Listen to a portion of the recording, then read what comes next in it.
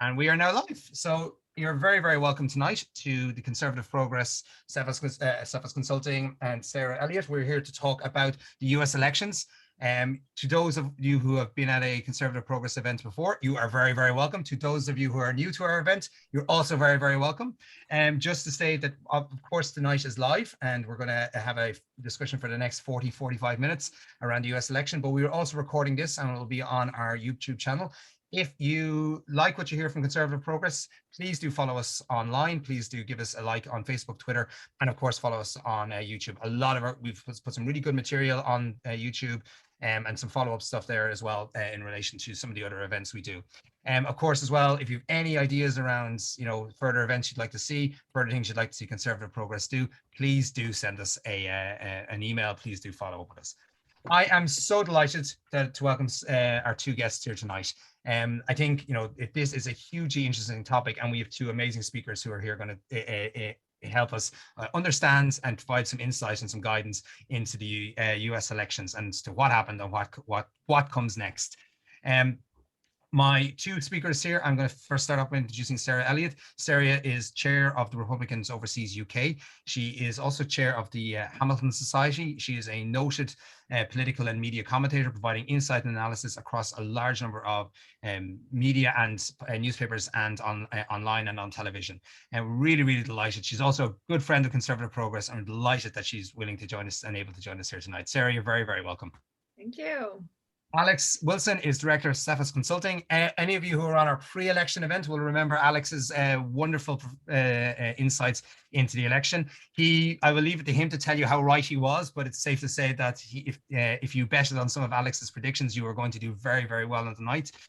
Cutting against the grain, he did really, really well in terms of showing us what would happen. In his day-to-day, Alex is a director of Cephas Consulting, has been a counsellor and a senior political activist. Alex, you are very, very welcome tonight. Thank you, Alan. And thank you very much for inviting me to come back to talk again about the American election. I know our previous event was very well subscribed. Had a lot of people watching live, a lot more people watching it after the event as well.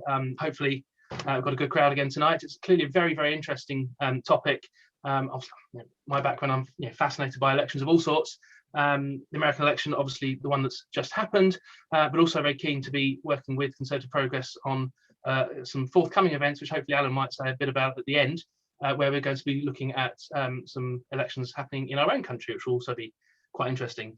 But before we get to that, I think what we'll cover tonight, just a quick summary of the results, what happened and where. I mean, obviously a lot has been written, a lot has been said about the election, so we don't necessarily need to dwell too much on the key headlines, although they'll be there as a way of kicking off and setting some context. Then I'll try and look for some kind of positive hints that came out of the election. Now, losing any election is always bad. You're out of office for a period of time. You kind of sit on the sidelines and find it difficult to achieve a great deal. But there were a number of things that happened in the election that were actually quite positive for the Republicans and the wider Conservative movement. And we'll look to investigate some of those. So plenty to be hopeful for the future. And then when it comes to talking about the future, I know I'll be very keen to hear what Sarah has to offer and tell us some of her insight about the Republican Party and how it can take advantage of some of the opportunities that will be coming its way, whether that's a mixture of personalities and ideas and energy and campaigning. We'll see, but it'll be good to see where we go from there. So I'll start off just by a very, very quick reminder. This slide is exactly the same as the first slide I think I had in the previous webinar. Just a very quick reminder of what was up for grabs. A huge set of elections. As before, we're only going to focus on the federal elections tonight, so the President, Electoral College, the Senate and the House. I mean, there was a lot of other kind of state level stuff going on as well. We're not going to dwell on that because we simply haven't got time. Again, a quick reminder of what was at stake, who was defending what going into these elections. So the starting position here, we have the 2016 Electoral College, obviously when Donald Trump won by 306 electoral college votes to 232.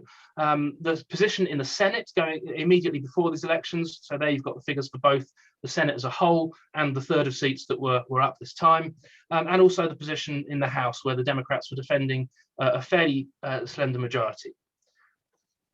So these figures do take into account any sort of special elections or defections that happened since 2016. So they might differ slightly from figures you've seen quoted elsewhere that are comparing a direct like-for-like 2016 position. So this is a summary then of what happened. The Electoral College, the numbers were a complete flip, reverse from 232 to 306 the other way. The Democrats also did pretty well in the Senate elections, and if you include the two independents who caucus with the Democrats, plus obviously the vice president now having a casting vote, then the Democrats have taken control of the Senate, and they've also held onto a majority in the House. Although interestingly, and this is something that wasn't really predicted, they actually made a net loss of seats, and so are now defending a slightly smaller majority, which in itself is a positive thing for the Republicans. It puts the Republicans in a very strong position for the midterms in a couple of year and a bit's time. So how that looks in terms of net change, gains and losses. As I said, the Democrats made a moderate kind of net loss in the House, net loss of 11 seats, and the Republicans obviously the beneficiaries of that. In terms of the Senate, then the Democrats on the night gained seats in Arizona and Colorado, but lost a seat in Alabama, and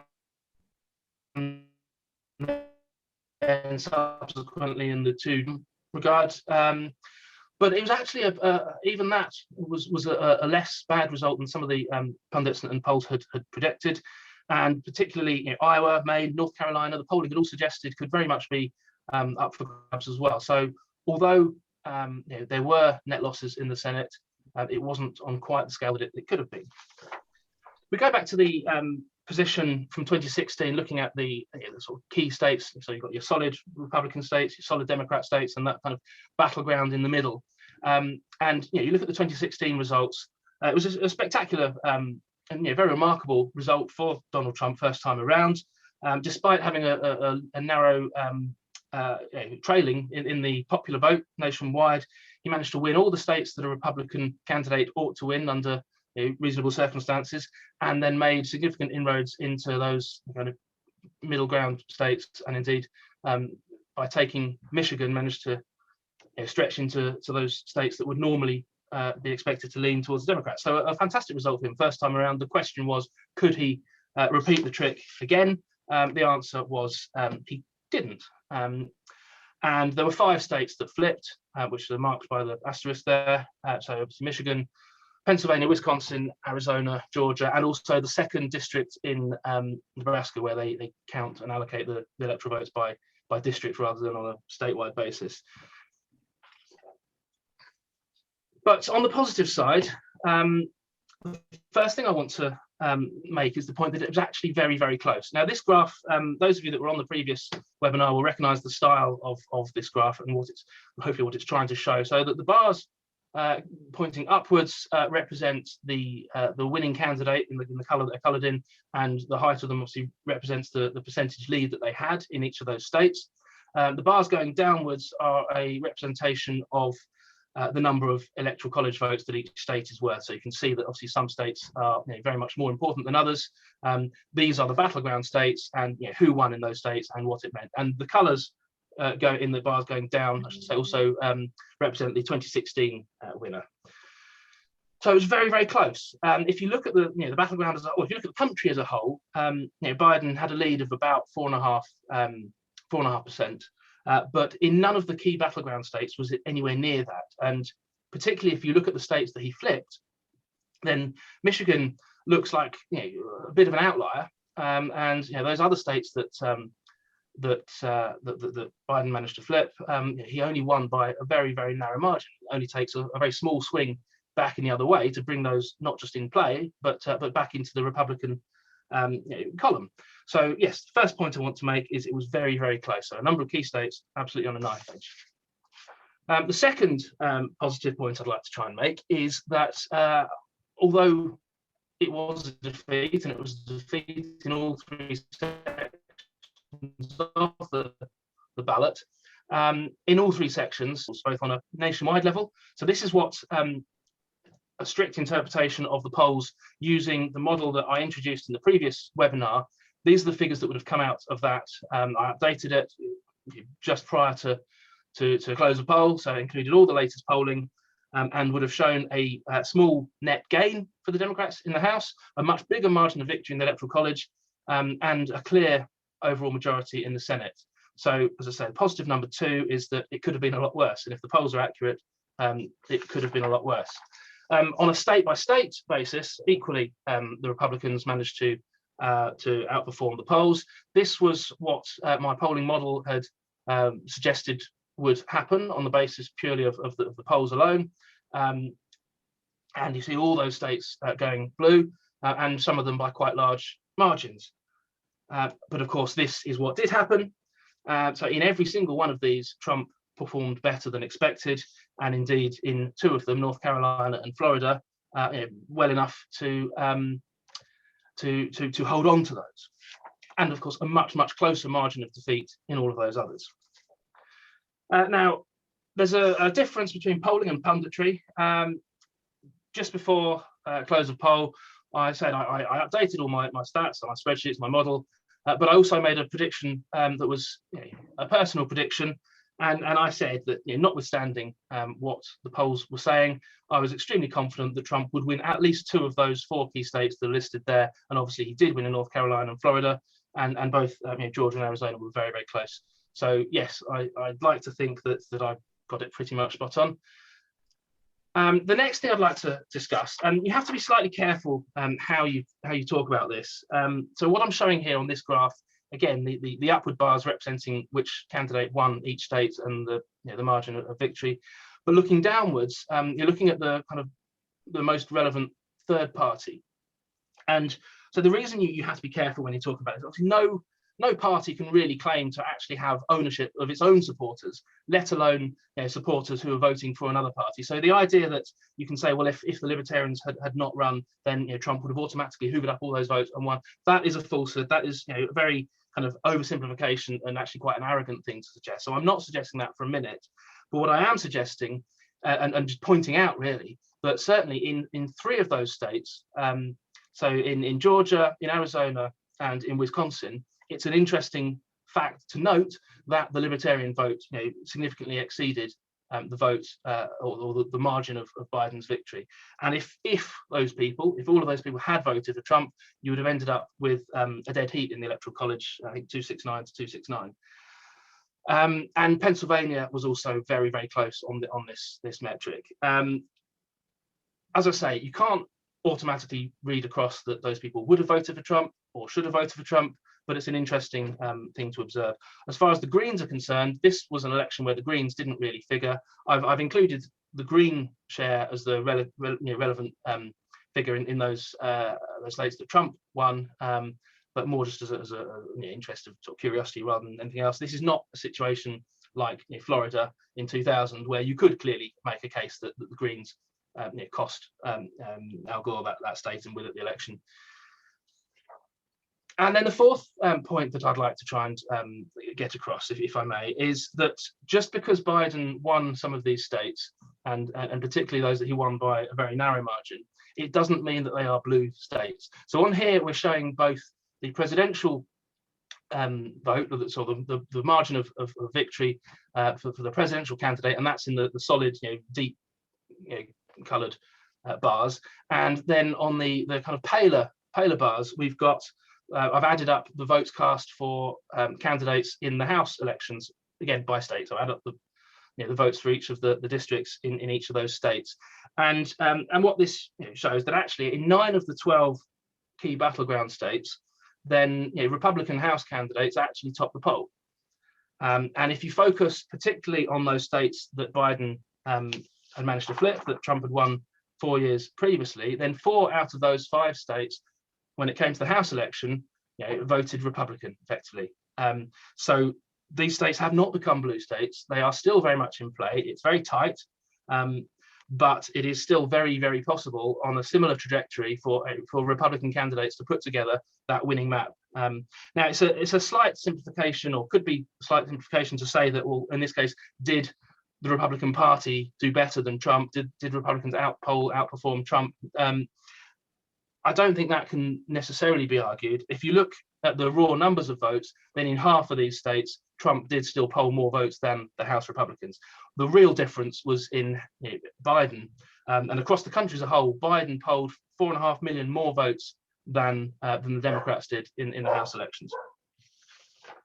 And then we try and look at a bit of demographic information and shifts and so on. Now, this would be a topic for discussion in its own right, really. There's so much data there to look at. I mean, and you could look at the what makes up the kind of core profile of supporters of each party over time, or you could look at how things are changing. So what I've just chosen to do here, because we've obviously talked quite a lot about other factors, but here I've just tried to take the sort of five, six, seven factors that from the exit poll data suggest those groups which moved most strongly in one direction or the other. And the orange bars are representing a shift towards Biden, and the green bars are representing a shift towards Trump. So Biden did particularly well, very, very well, amongst those people who self-described their ideological position as being moderate, or whose party registration was independent. And there's obviously a lot of overlap between those two, but on both of those measures, there was a very, very significant swing towards the Democrat candidate. On the other hand, Trump actually did quite well in making some inroads into some very interesting kind of key minority groups, but the biggest impact and the biggest kind of positive impact on his campaign was amongst those people who listed the economy as being the number one issue. And whereas in 2016 on that measure he was 10 points behind, on this election he was 66 points ahead. Now, this was by issue a very, very polarized election, probably more so than any certainly for a long time, if ever. And those people who put the economy as their number one concern backed Donald Trump by 83 to 17, whereas those who put the COVID pandemic as their number one concern backed Biden by 81 to 15. So almost an exact opposite and very, very polarized, depending on which of those two things was the most important consideration in your mind as you went to vote.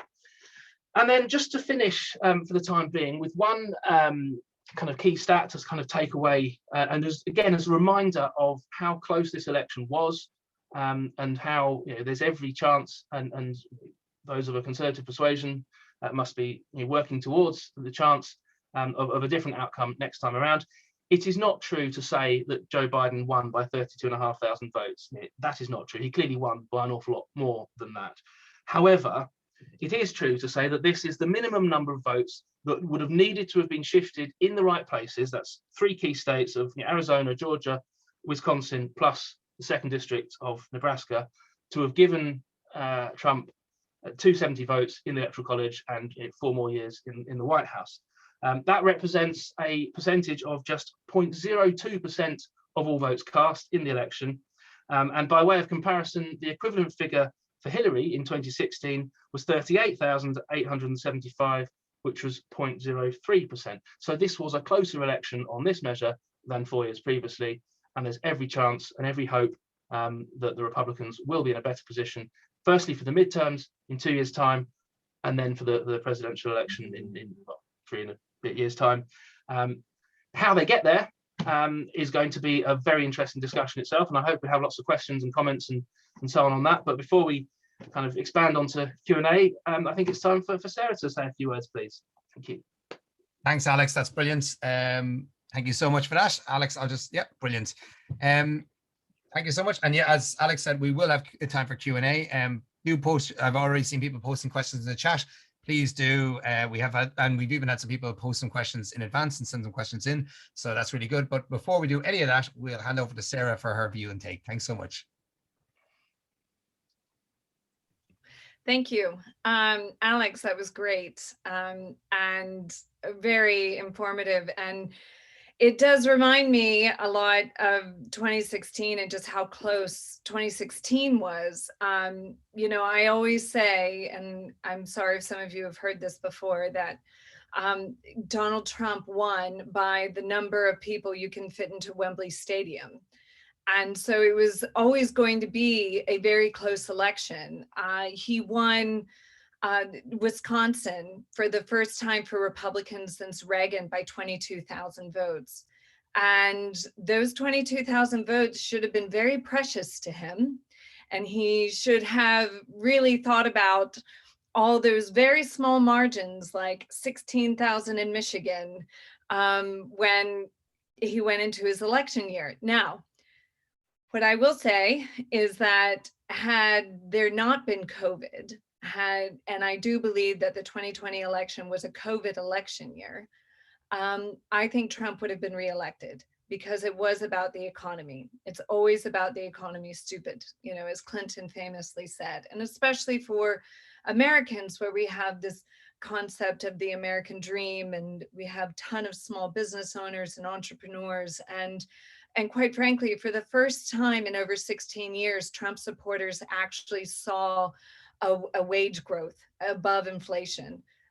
It was honestly, it was their economic prosperity that they were seeking. And the president delivered tenfold by illustrating once again that supply side economics work, you know, fashioned by Ronald Reagan and Margaret Thatcher. But I'm not going to talk about the Trump legacy. I mean, although, you know, it's actually really quite sad how the Trump legacy ended. And so now the Republicans find themselves in the wilderness. And I don't think we've quite been in this deep of a wilderness, even in 2008 when Barack Obama won. In my participation in politics, which is over 20 years now, I have never seen the Republican Party having such an identity crisis. And I have to say that even though the electoral wins are fantastic, and legislatively, which Alex points out, it is an identity of who we are as a party, because whoever is president is the head of the party. And Trump has defined us for the last 4 years. So going forward, you know, are we going to continue to be that Trumpian party, or are we going to be the party of Mitch McConnell, who came out very strongly with the acquittal of former President Trump in the second impeachment, saying that he probably deserved to be impeached, but he wasn't in office, so we can't impeach him. And he did play a role in January 6th. And of course, that divides the party. But I think there's some truth to what McConnell said, but I also think that, you know, there were some shenanigans that happened in the election. So how do we reconcile this? How do we move on? We are a big tent party. We are a two-party country. So we have people of all different voting priorities under it. I believe that at this very moment, we are still a Trump party.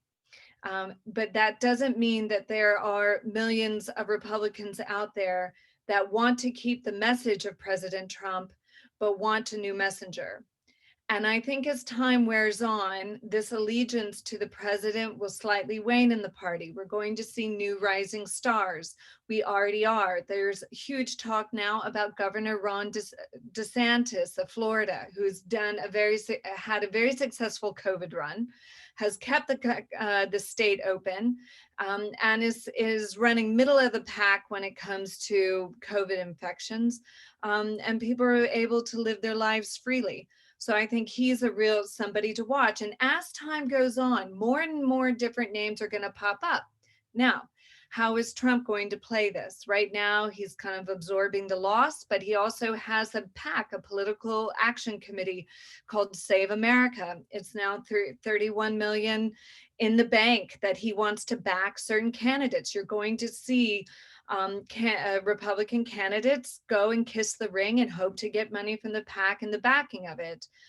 What happens to the Trump family? How are they going to play a role in the future of the party? Well, Ivanka Trump has said that she's not going to challenge Marco Rubio in the Florida Senate seat. Don Jr. is still definitely considering his possibilities at a future run or a run for some kind of office. But then you have Laura Trump and Senator Lindsey Graham on one of the top Sunday morning talk shows has endorsed her to replace his retiring friend Richard Burr in the very contested swing state of North Carolina. So Laura Trump, who is actually the daughter-in-law of Donald Trump and wife to Eric Trump, is probably could very well play a key role going forward. So it's a lot to be seen. 2 years is a long time in politics. But the good news is, as Alex has pointed out, the Republicans overall, the message is positive. People like and favor the America first, but not America alone message. They do not favor defund the police. They do not favor socialism. They want to open up the country as soon as possible. They're very much a socially conservative country in the sense that they don't want to see taxpayer funded abortions, which the Biden administration has already done. They want to see the Keystone Pipeline. They want to be energy independent. Joe Biden has pulled that back already. They don't understand why the Biden administration in an executive order has put biological men in female sports. They don't understand some of the nominees that he's putting up, such as Xavier Becerra, who has gone after Catholic nuns for not wanting to have contraception on their healthcare plans and has constantly sued the Trump administration. You have Neera Tanden that has called senators names, and she is now up for the cabinet appointment of Office of Management and Budget. These are all like, also, the 1.9 trillion spending plan to save us from COVID, which is just astronomical and can only further put us into debt and cause inflation. So these kind of left-leaning policies that are coming straight out of the gate do nothing better than unite the right. And so I think the best thing for conservatives and Republicans is just to watch the crazy that comes from the Democratic Party, and particularly the open border stuff as well. I mean, here we are in COVID where we can't fly anywhere or go see our family without having a vaccination. And you're just letting people into the country, not even knowing where they come from or even having them vaccinated. Which is, by the way, illegal to just let them come into the country. We are a country of law and order and border security. But some other names to pay attention to. I mean, I said Governor Ron DeSantis of Florida. Look at Nikki Haley. She's positioning herself as the anti-Trump candidate. And this is what you're going to also see. You're going to see pro-Trump, anti-Trump, and people who actually will want to keep his message, but move on from him and his controversial era. So Kristi Noem, the governor of South Dakota, Ben Sasse of Nebraska, Senator Ben Sasse, Senator Tim Scott of South Carolina, Senator Tom Cotton, former Secretary of State Mike Pompeo, new freshman Representative Nancy Mace, the first female to graduate from the military academy, the Citadel. She's come out with some with a strong voice. You have Dan Crenshaw of Texas, and you have Sarah Huckabee Sanders, who's running for governor in Arkansas. She's Trump's former press secretary.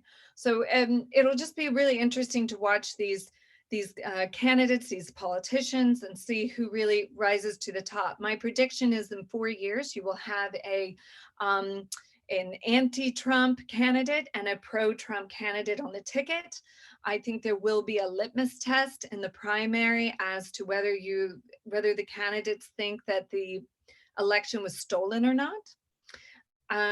Today launches the Conservative Political Action Conference, CPAC, in the US. And I have to say that it's very interesting to watch what the panels are. There are 6 panels on election integrity.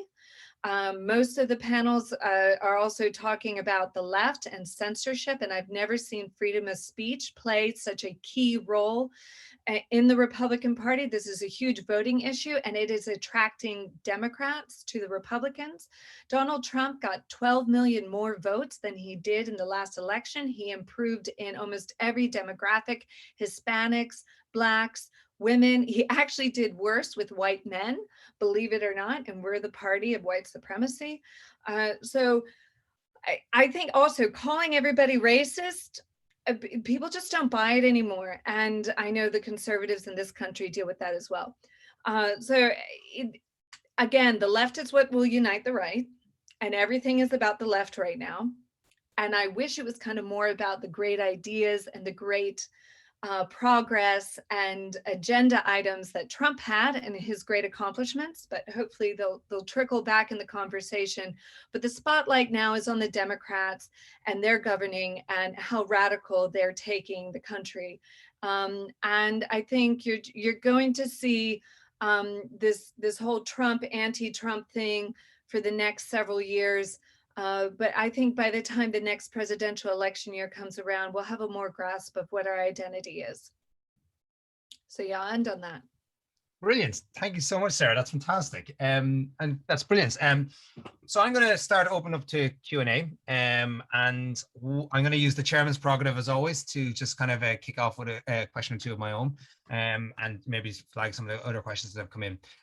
The first question, I mean, obviously, this was not, a particularly successful election for Republicans, although as, or even a successful election for Republicans, although as Alex, quite interestingly pointed out, these are quite thin margins. There was quite a lot, and quite a lot went better than expected. A question for both of you, just in relation to the Republican Party in general. I mean, and this is probably a bit of a punchy question. The Republican Party have won the popular vote once in 30-something years. Is there an issue with what is it that the Republican Party need to do, or do they need to expand their reach, or is it enough that on the other hand, the Republican Party is winning at congressional level, it's winning at state legislative level, it's winning where it matters? Is this a case of that Republicans have just gotten their electoral strategy right, or is there more that needs to be done to bring more voters into the party? Sarah, Alex, I'll let either of you kick off on that one.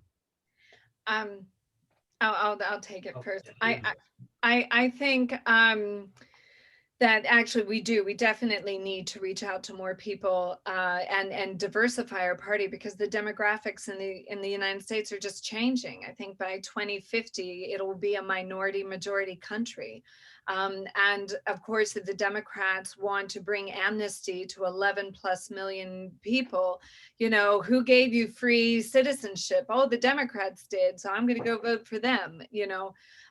We do have to make sure that our message applies to everybody. It doesn't matter what your skin color is or where you come from, but we have to make sure that we message it in a way that gets through to people. And I think, if you're a hardworking small business owner, or if you're a single mom, or, our policies apply to you and help you. And so, yeah, I do find it very important. I think the Electoral College is it is the game in town. So I don't care about popular vote at all.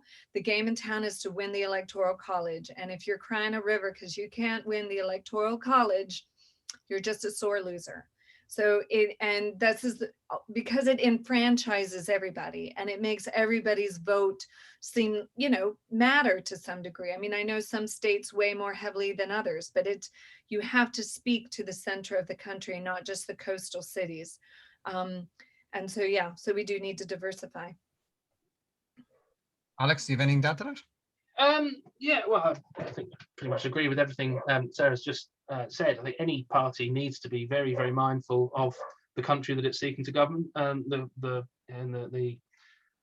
complexion of that country, and we have our own challenges and so on as Conservatives in this country as well. But historically, over here, we've always met those challenges and been very successful. First party to have not just one but two women prime ministers, and we do it through merit, not through identity politics and being woke or whatever. That I don't think that's the way to get there. The way to get there is to, as Sarah said, the message applies to everyone. It's about jobs, it's about infrastructure, it's about growing the economy and getting the country back on its feet. And I think over time, then a lot of people, well, it'll be interesting to see how quickly Biden's approval ratings do decline, as I'm sure they will.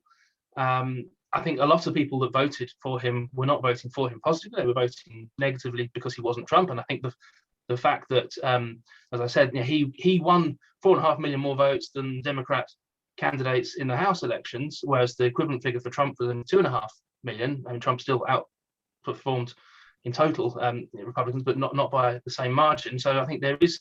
It wasn't through some great attraction to the radical left. It was because there was a lot of wanting to get rid of Trump, but without necessarily having a great deal of enthusiasm for what comes next. I think in time, as it becomes more and more apparent that this administration is more interested in pronouns than it is prosperity, I think that will have an impact of its own. And whenever you have economic problems, then they affect everybody. And if we can't get back to growth and jobs and a prosperous society, then it will be those who are on the margins that will suffer most and will have most to gain by coming back to a Republican agenda that is focused on or can be focused on those that are left behind. It's similar with the kind of levelling up agenda over here. It's not exactly the same, but it's a similar kind of mindset and opportunities.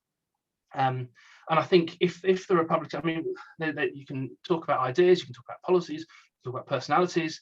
I think the Republicans do have a very interesting challenge ahead, and trying to find that figurehead who can draw on the very positive elements of Trump's legacy around the economy, around tax cuts, and around job growth, but without perhaps some of the psychodrama.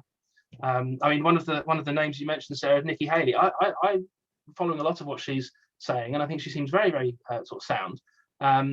Embrace the policy legacy that was successful, but move on from some of the quite frankly embarrassing shenanigans at the end. Now, I see in the chat there's quite a few comments about fraud and postal voting and so on, and I know that's a big issue, and I don't know to what extent we can be completely confident in the integrity of the election. But without being able to actually table genuine evidence to illustrate that, then it's a very dangerous game to start playing that and relying on that as a cut. And again, draw parallels with local elections here. I mean, we've all, I'm sure, as those of us who are involved in local politics, we've seen things going on in our local elections and our parliamentary elections that just feel instinctively not right. But trying to prove it is a different challenge altogether. And if you can't prove it, then the negative effect of just looking like a bad loser it doesn't really help. I mean, the fact that on the night the Republicans did so well, relatively speaking, relative to expectations in the Senate elections, it made it all the more frustrating that losing not just one, but both of the Georgia runoffs. And I suspect had the climate been slightly different, yes, by all means, to begin with, challenge the result if you feel like doing that. But at some point, you have to accept it and move on. And I think had the Republican establishment accepted and moved on slightly quicker, then we'd still be looking at a Republican-controlled Senate. I just want to pick up on something both of you've talked about, and it's been asked in the chat and questions and answers, which is about we've talked about looking to the future, and one of the points that's been made is how ideologically the Republican Party at the moment is quite ideologically unified, and the question I have to both of you is A, how likely do you think that is to continue? And B, how likely do you think, where do you think a future candidate is going to take the party? And can a future candidate, and Joel has asked a really, really interesting question about this, is, where do you see a candidate taking, let's say, the Trump policies forward without necessarily taking the, all of the elements that went with that? And is that sufficient? Will that be sufficient for voters? Sarah, I might ask you to take some of that first. Yeah, and I actually thought about that for this panel. Trump has changed the Republican Party because he has brought actually former Democrats, working class Democrats, into our party. So the issue of trade, for instance, has always been free trade. regardless of what country it is. I mean, you see that with China, which we shipped many jobs over to China, and a lot of our manufacturing, and along with it, a lot of our IP, our intellectual property. There's been a lot of tech stealing, and all that's changing now. I mean, Trump put China as an issue and made it public enemy number one, or foreign enemy number one, whereas it was always Russia before, or the Taliban. So now I think the Republican Party will say we believe in free trade when it comes to our allies, but when it comes to our adversaries, we do not. And I think now trade policy is a form of manipulation and control, and also, of course, the role of sanctions will continue to be played heavily. I actually see the Republican Party as being more isolationist than it has in the past, especially under the Bush years. The fact that Donald Trump has kept or has restrained American involvement overseas and brought troops home is huge, because we're absolutely tired and weary of 20 years in the Middle East. And the other area, I mean, we're firmly the pro-life party. We're firmly the party for originalist judges, for constitutional judges. We are definitely the party for tax cuts and supply side economics, and peace through strength, which of course Reagan fashioned. But where we are now lacking, and I don't see this coming back, is talk about the deficit and deficit spending. So these fiscal hawks that came out in the Tea Party in 2010, that's just not, it's not a top priority for Republicans, and I think it disappoints many of the base. Brilliant, thank you. Alex, do you want to add to that? You're on mute. No, I think Sarah's covered that one pretty well. I don't think I can add a great deal more. Great. Great question in here actually from Dina Glover. Do you think the next election will be fought on, is it going to be a culture war, or is it going to be an economic war? What's the battleground you expect the Republican Party to be facing going into both 2020, 2022 and then onwards into 2024? Alex, I'll ask you to. Yeah, I'll take that one first. I think primarily the economy will return to being one of the most prominent issues, as it traditionally always has been. I think those people that are obsessed by certain on either side of culture wars and woke and all that kind of stuff get very, very exercised about it, and it matters a great deal to them. But I think most of those people, their minds are already pretty much made up, and is that going to really change someone's vote? I don't think so. Whereas how the economy is going, whether you got a job and how your taxes are going up, that just, I think it feels like it ought to go back to being the core kind of battleground of electoral politics. I think COVID has been a big issue, obviously a huge issue this time around. As Sarah said, I think without COVID, then I think the election would have been a much easier one to forecast, and I think Trump would have won hands down, and quite possibly won with a popular vote as well. The pandemic clearly put a stop to that, but that issue will recede. I mean, some of the other figures from the exit poll are quite interesting, and obviously those voters that were exercised about things like racial inequality and so on were obviously very, very heavily leaning towards Democrats, but it was a much smaller percentage of the electorate than either COVID or the economy. I think those two are the big issues this time around. The economy is all pervasive and it will always be so, and I think that's where things can change, and I think minds can change and votes can change because it reflects the fact that circumstances are changing. Sarah? I think actually it's going to be much more of a culture war in the next election. And I say that on the front that it's going to be a lot about censorship and freedom of speech. This is now a dividing line. Amazon has just decided to remove the president of the Ethics and Public Policy Center's book on transgender, but it still sells Mein Kampf. It's the fact that the Ayatollah Khamenei is still on Twitter, but the former president of the United States is not. I mean, I've had a tweet removed. I have friends who get shadow banned. It's weird, it's bizarre, it's not fair. And it really is a huge motivating factor. I've seen a couple of nonprofits form around this issue alone.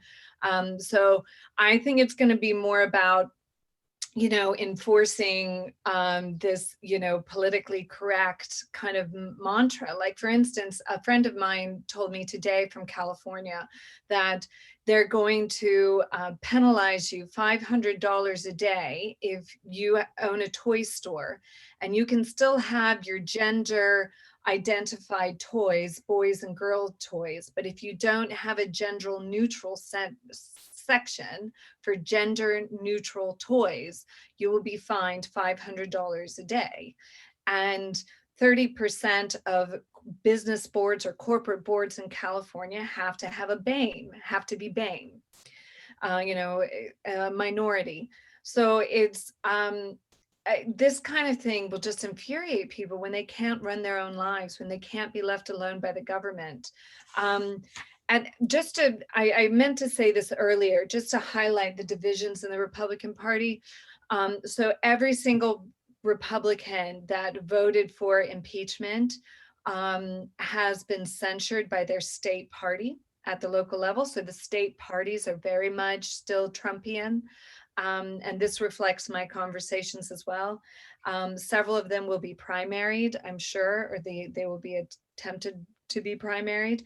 That was only 10 US House representatives and 7 US senators voted in those favors, in favor of impeaching Trump. But the other positive thing for Republicans overall is that we will be controlling redistricting in more districts than Democrats will. We control over 60% of the state legislatures. It's the first time since 1946 so many few chambers has switched hands, and 18 of those states control 175 redistricting, whereas the Democrats will only be trying to redistrict about 70. And by the way, the Democrats, all their targeted 9 seats in the House, they failed. So, and the Republicans were able to flip back 12 of the seats that they lost 2 years prior. So yeah, so I still am optimistic about the Republican Party, but we are definitely a divided internal body at the moment. And on that, on that electoral performance, one interesting question is, and Alex might ask you to just kick off on this point, is, the improved performance among minority voters and other voters that may not have been traditionally seen as Republican voters.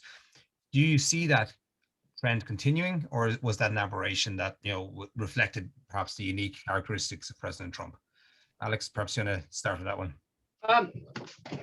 I very much hope that it will continue. Whether or not I can say for certain, I don't know. I think what was quite striking about that, though, was that despite all the the narrative of Trump being this racist, bigot, misogynist, xenophobe, a lot of people didn't fall for that because actually, it's not true. It was never true. And there were, I know there are some elements of his sort of personality that are not always the most appealing, but in terms of his politics, and you look at the record, and the record of the obviously pre-COVID, pre-pandemic, but prior to that, the best employment numbers for women, for Hispanics, for Blacks, for across the board, and I think a lot of people who have benefited from that and will benefit in the future can see through